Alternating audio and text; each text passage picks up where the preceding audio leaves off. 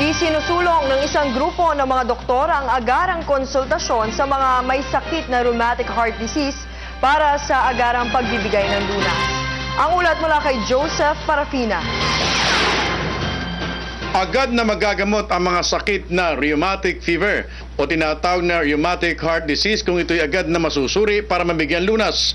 Ito ang paniniwala ng mga doktor mula sa Philippine Heart Association. Dagdag pa ng mga ito, hindi pwedeng baliwalain ang sakit na ito kung saan marami din ang lumalala at namamatay kung di naagapan ng mga manggagamot.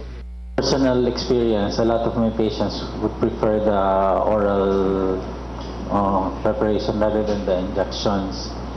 But it's a compliance also that becomes a problem with the oral preparation kasi 2 times a day they take.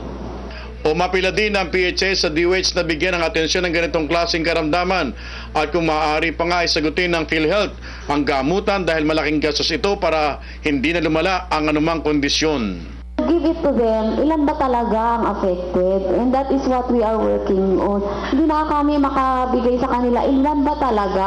Because it's important for them to estimate yung magnitude of the disease kung magkanong pondo ibibigay. Sa ngayon, lumalabas na 2 tao sa 1,000 mamamayan ang may sakit nito na kung sa'y sinasabing nagmumula sa maralitang pamumuhay. Para sa Telebisyon ng Bayan, Joseph Parafina.